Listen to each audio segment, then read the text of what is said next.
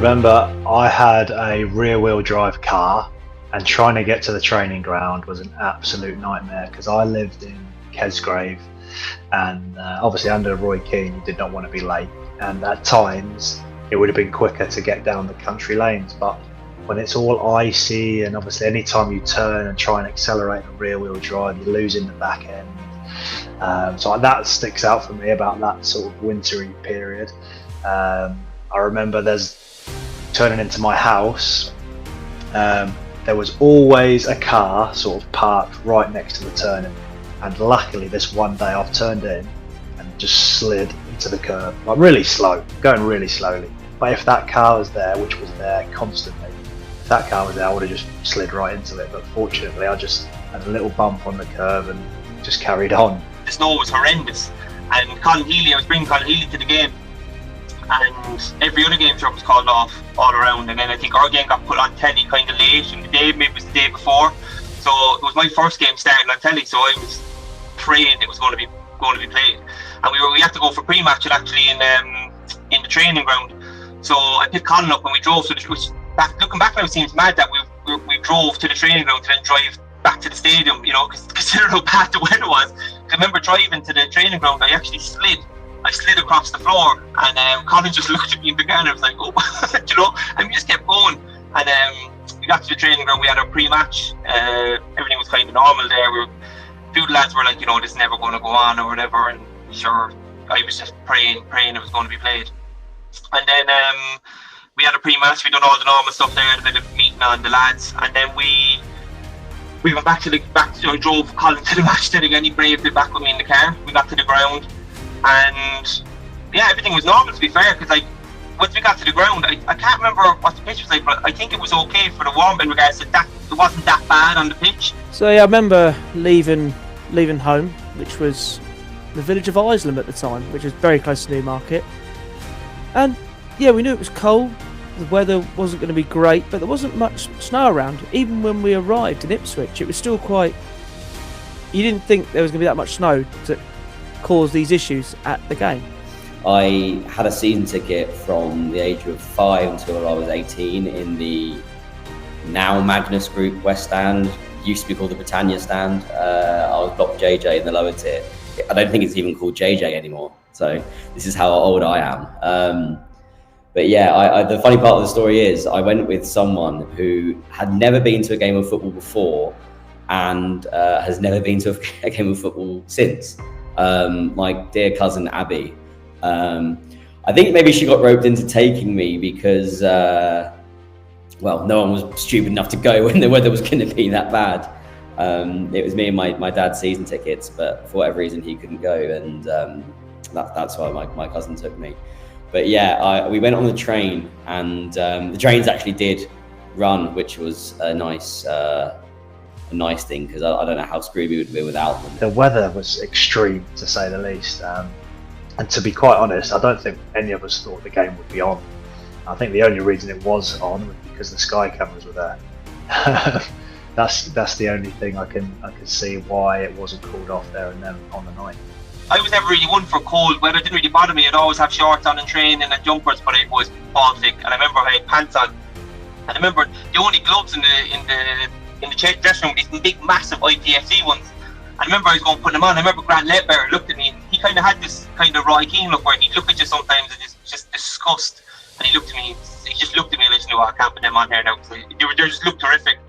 But I remember going out for the warm-up and the pitch was just, like the ball wasn't really moving as the warm-up went on, and we were doing it. It was like, this match is never going to be played. But I remember the lads, to be fair, who were doing, and actually a lot of the youth team lads were there, and they were literally scraping the snow off to try and get the lines.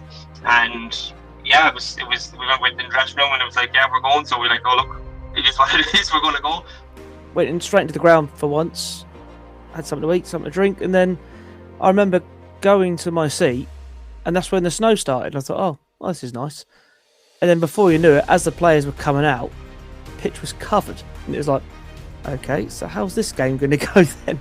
I say I've never witnessed anything like that going to a game before. So yeah, it'll always stick in the mind, you know, because it's a one-off really. Well, effectively the game plan was, listen, play to the conditions, put it in behind. The ball's going to stop, and we'll just play in their half as much as possible. Keep it as far away from our goal because it's probably going to be decided on mistakes and things like that. So, yeah, it was a pretty simple instruction for me and Damo at the back, just to hit the corners really, and let the forward players make the most of it.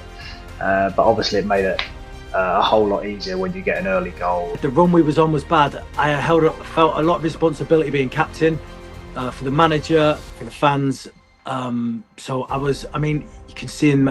It's like an angryish celebration, as in, come on, like thank God for that. Come on, just because of my probably frustrations at the time. But I mean, we put a ball in. It's been headed across now. I mean, Rory does ever so well to set me up, but because of it's on my left and the way it's in the air, it's not even a flat ball to me.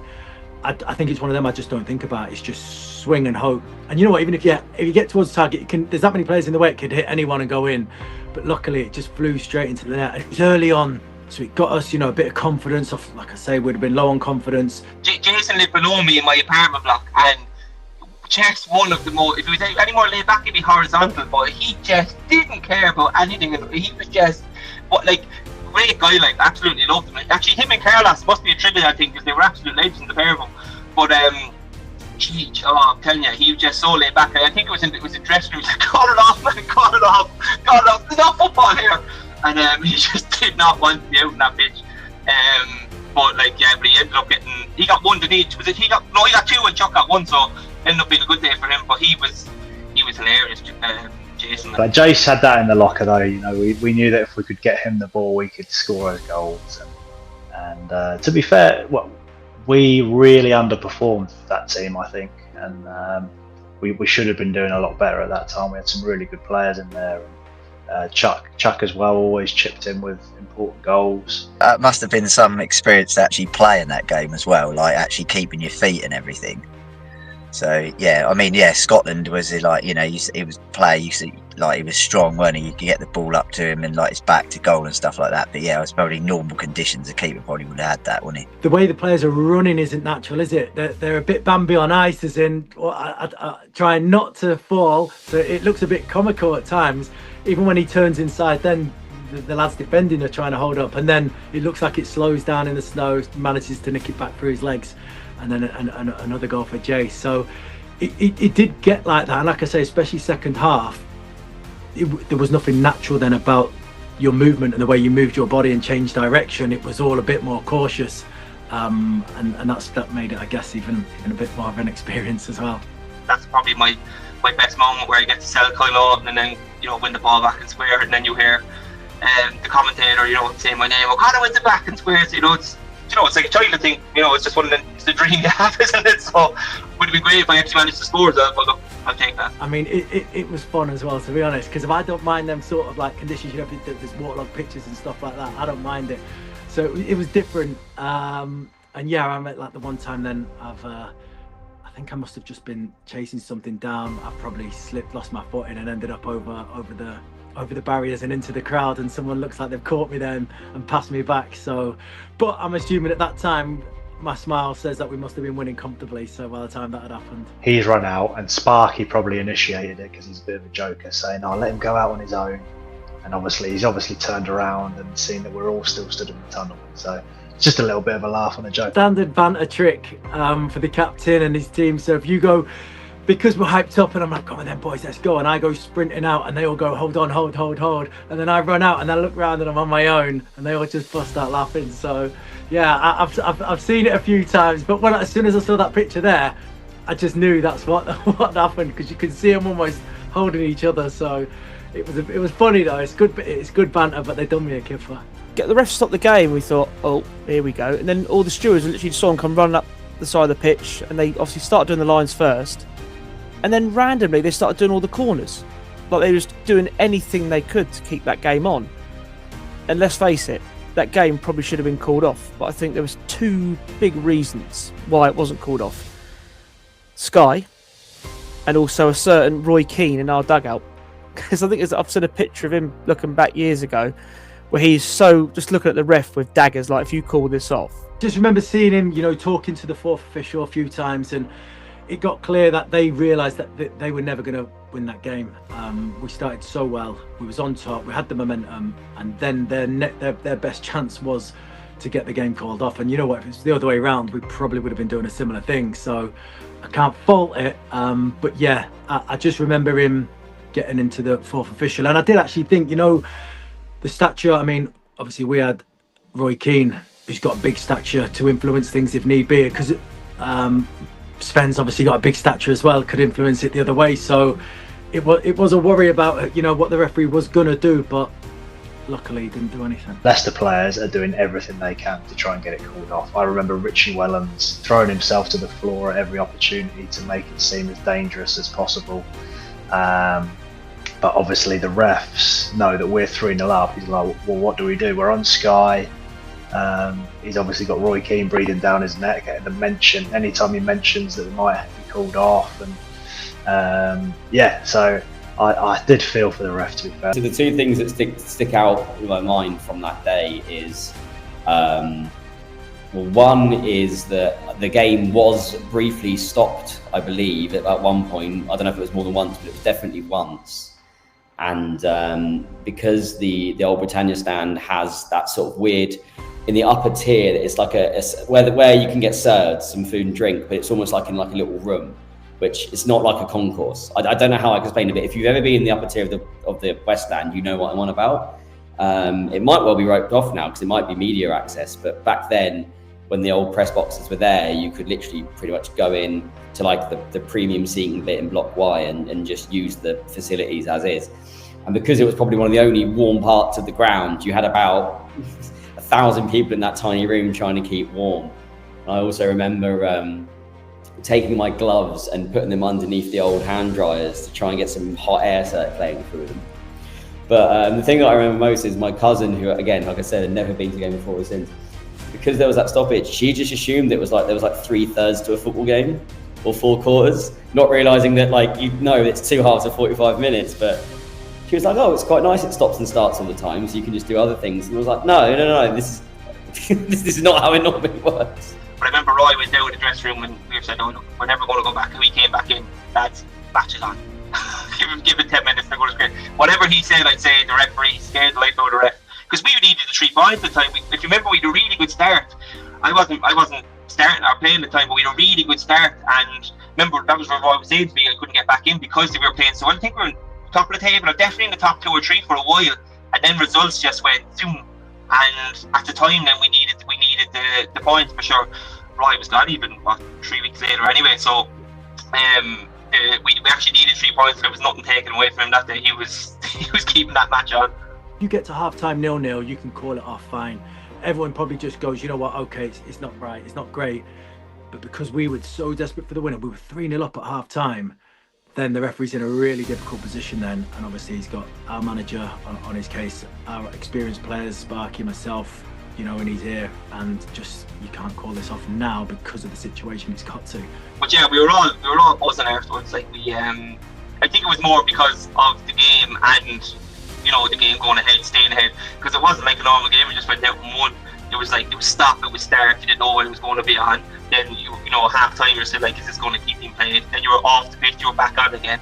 And I remember Roy took me off with about 15 minutes to go, and I sat down, and he just turned around and he gave me a wink, like he just winked at me, you know. And it's very few times he showed, like I get inside football, very few times he showed that kind of, you know, normal side to him, if you would, like. You know, you see that and stuff on the overlap, and I do think, you know, a lot of that is not the person that I know. But like, I remember it was just that wink, and I was like, it was a bit of the humanity side, like, you know, he was just really happy. You wouldn't see that a lot from him.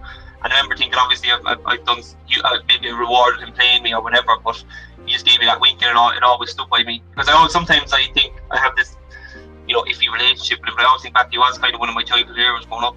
And it's kind of like sometimes that you're able to be a part of something with them, like, you know. The game was huge for us. It was just a massive win. We needed it. So once we'd gone ahead, we needed the game to stay on, and luckily we got it. So afterwards, it was a huge relief, big celebrations, you know, just to have got the 3 points finally.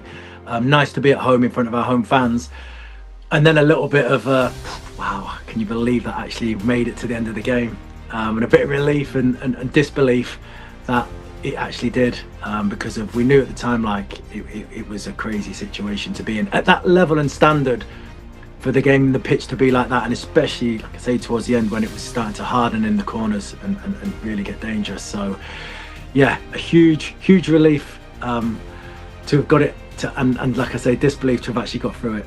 Kudos to any fans that made the trip on the night, because it was brutal conditions, and you have to be a proper fan to go along to it when it's that, especially when obviously it was on Sky as well, so you could have watched it from the warmth of your home. And if you're still going to the games in those conditions, fair play to you, and thanks for the support, because they were brutal, that's for sure. One of my final memories is after the game, walking back towards the station, so the same way that you go now if you ever go to the game. There was a couple of Leicester fans in front of us who were absolutely like apoplectic that it never got postponed, and like they couldn't believe it. And someone, wasn't me or my cousin, someone shouted over to them, "Well, why did you stay to the end then, you idiot? You're obviously going to lose," which made me laugh. Yeah, God bless any of those that did do that. I wonder if they look back on it as a moment like we do here, talking about it. Yeah, I can just remember like after the game, like coming outside like the stadium, you know, as the snow was just we were getting it was really quite deep by because we're not used to having like snow like that down here. Yeah, I just remembered like, you know, the journey home, like cars like trying to like get out of the ground. We got back, obviously we walked gingerly back the car, because literally I think the snow had taken the highways agency by surprise as well, like, because hardly the road, well, they might have gritted the roads, but it didn't do anything. So normally from where we park in Ipswich to get back to Isleham, which where my dad lives and where I used to live, it takes anywhere between 40 to 45 minutes. This journey took us 2.5 hours. It took us an hour to get out of Ipswich, because like as we're coming up Norwich Road, people were just slipping everywhere. So we decided to wait like 10 minutes for it to clear, but it didn't. So we started making the journey out of Ipswich, and I remember turning to my dad, and we got up near the Asda. So I'll get on the A14, that'll be fine. That'll be gritted. We'll be. Oh no! I remember coming down that bendy slip road. My back end of my car went out, and then I got control again. And literally, it was about 40 mile an hour all the way to past Bury St Edmunds when it cleared, and then I could finally get going. But then by the time I got to Kennet or Kentford, where we come off, snow again. It took us another half an hour from there. But we didn't mind because we won 3-0. 100% I don't think that game is rated.